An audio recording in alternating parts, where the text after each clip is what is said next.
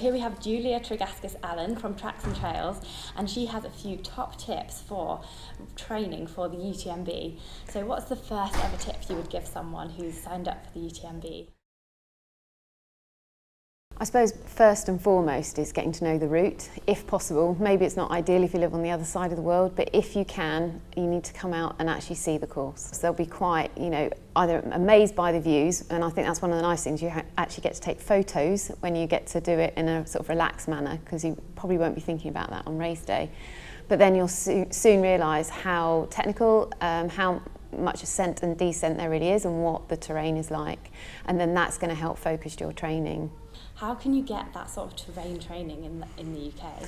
I think that's the bit that is tricky. I mean, for me, I think the most successful thing that I find people do is actually hill walking.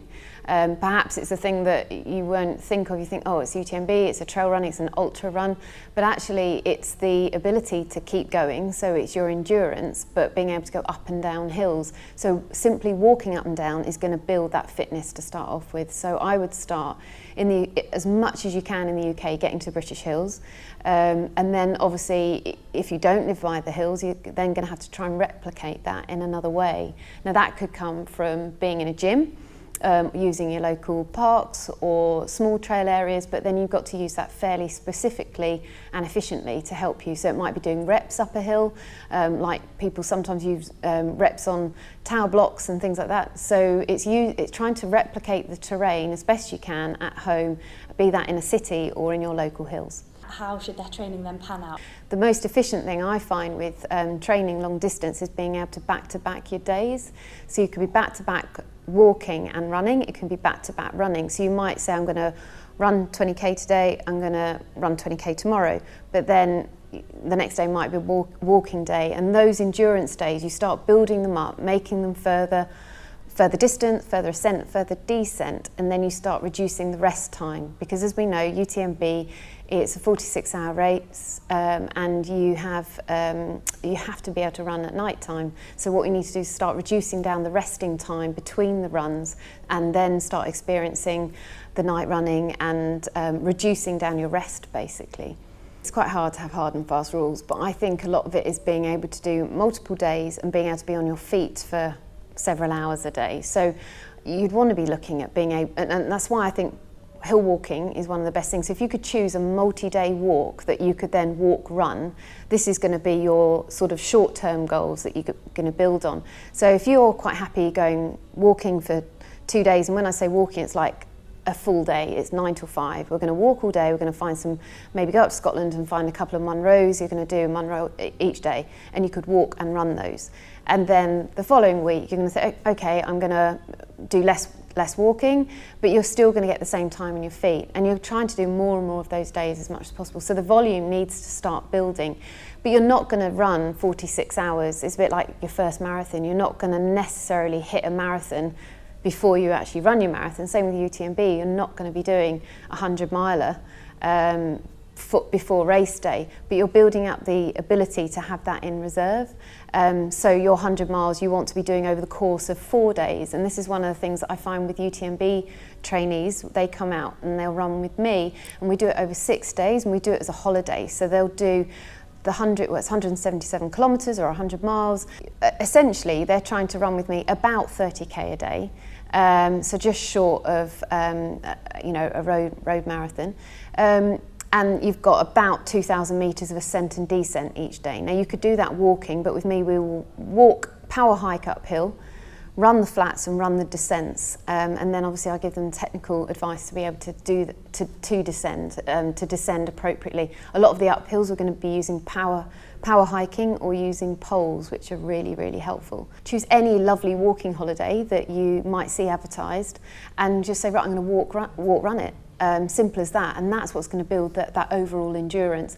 Obviously then at home you can start working on speed, you can do strength work in the gym. There's all of those areas that you can work on, and that all combines with it, but the big thing is endurance. You know, if you're doing 9 to 5, you've got 2 days off at the weekend, so you can use those 2 days really wisely and say, right, I'm just going to pick beautiful places to go and train, and that should be part of the long-term goal, is your enjoyment of getting there. It's not just the goal of UTMB, and that's the thing that I find is actually a lot of people enjoy the process of getting there, and they're quite surprised as to how much they enjoyed the route to getting to race day. So you've got these 2 days that you can just say, right, I'm going to travel British Hills, and you know, if you're living in the UK, I'm going to say, right, I'm going to go to the lakes, we're going to go to Scotland, we're going to go to Wales, and you can choose smaller areas and sort of more around the home counties, and they can be more rolling hills, but it's just getting that back-to-back time on your feet and mileage. But nothing is also going to sort of compare to the technicality of the Alps, and that's where you've got to find some tricky, awkward trails. So that's coastal paths are useful for that. That's where you'll get some really good different type of training where it's more rolling, and it's more like you get a bit of tempo, so you can get a bit of speed along a flat section, and it's constantly rolling. So it's a variety of terrain. So coastal paths are really great for this as well. So you get point-to-point journeys. Sometimes you might be able to find you can get your luggage transferred from place to place, village to village, and you're getting that sort of every day is changing, so that keeps you motivated. I find that if I've got a challenge, it's not about that end goal, it's more to do with what happens en route. Then during your week, going back to your, you know, how many days per week, so you've got your weekend, your 2 long days that go back to back, and then during your week, you want to try and get a medium-sized run, so you want to start getting something that's still a reasonable distance, so you're keeping that endurance going, but obviously it's hard time-wise perhaps with work, but if you can combine it with running into work, running out of work, and you can get some mileage that way, and then obviously sat at a desk, but then you're still training again later that day. And you said strength training as well, so what are a few exercises, and like how many times should you do that per week? I would suggest trying to challenge your proprioception, your balance. So it's things to do with lunges and squats and things that are going to replicate off-road. So you're working your ankles, your knees, your big muscle groups, your quads, hamstrings, glutes, so your legs and your backside, your lower back, but also your core. And then if you're going to be using poles on an event, you're going to spend hours poling. Now there's no point in living in the city and doing rolling runs, which might be hilly, but if you intend to use poles, you've got to practice with poles. That means you need a strong upper body. So strong upper body, you can get into the gym and you can work on your shoulders, your tricep, backs of your arms, your biceps. So you can actually start working those muscle groups that are going to have to pole.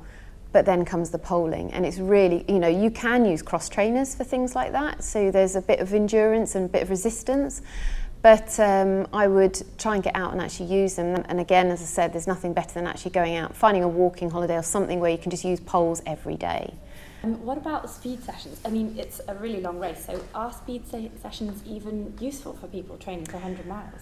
That speed is always going to be useful, even though it's a long distance. If you suddenly overtake somebody, if you want to suddenly have a bit of a sprint round people, you're going to be using those muscle groups, and if they're not used to it, you can get injured.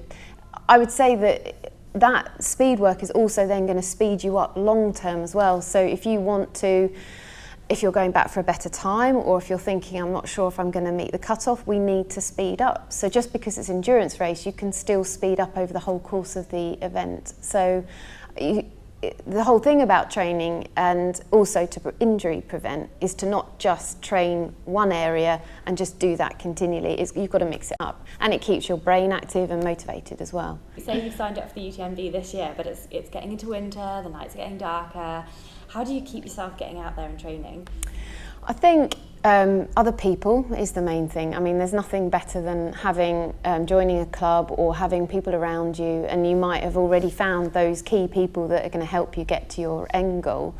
But being able to train with others, but then also fix a few medium to long-term goals, hopefully with other people, things that are going to be appropriate for your race, so it can keep that little memory of going, oh, you're doing this because of UTMB, but also things that are just fun.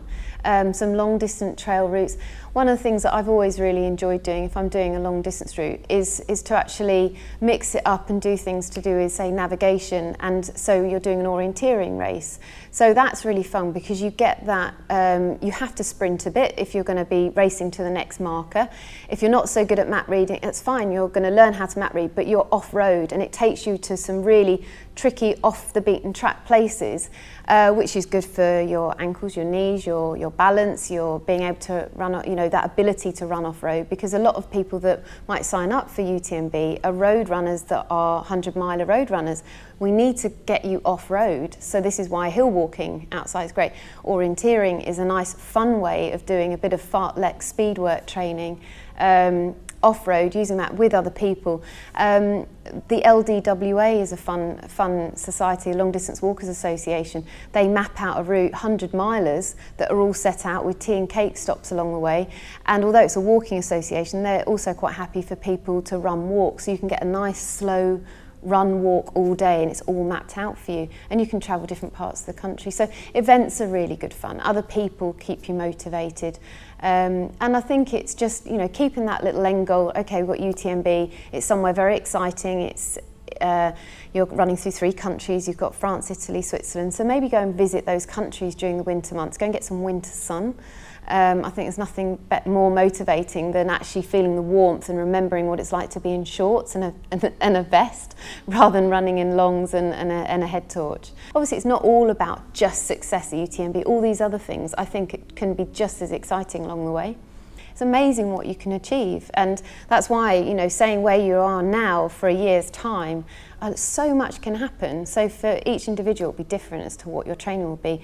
You'll learn from your own experiences, and you'll see yourself progress, but it's also good to talk to other people and get an idea of where you're at.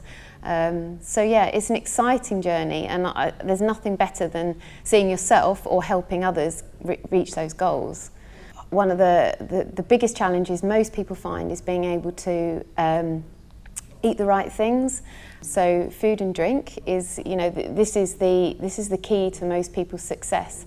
So on that starting line, you'll have done all the training that you've got, but your body being able to take food in and then actually produce energy and that ability to keep going for 46 hours it's a big ask on your body. So you need to practice what you're eating and drinking in training, find out what they have on the aid stations, and if you can't stomach that, you've got to consider what you're going to be carrying, and then if you've got people that might be able to come out and meet you and bring certain food types to support you. It's a very well organised event. It's an amazing event now for supporters. They've got buses to try and keep the traffic down. People will come out and meet you. You can have, changes of items of clothing. They are quite strict with some of the bits and pieces you can take as support, but there is support that you can have. And I think the food is the main thing. I've met a lot of people that haven't finished because of stomach problems, and I would say that finding out what your body feels like at extremis after, and it's not 24 hours, it's going to be 30 hours, it's the 35 hours that you're going to think, the lead runners, they're amazing, they finish it in under 25 hours, but most of us don't do that. Most of us are out there for 2 nights, it's not 1 night. So you've got to think, how's my body going to feel? Some people might take quite long rests in aid stations, but other people might want to just keep going straight through. You've got to find out where you're going to be.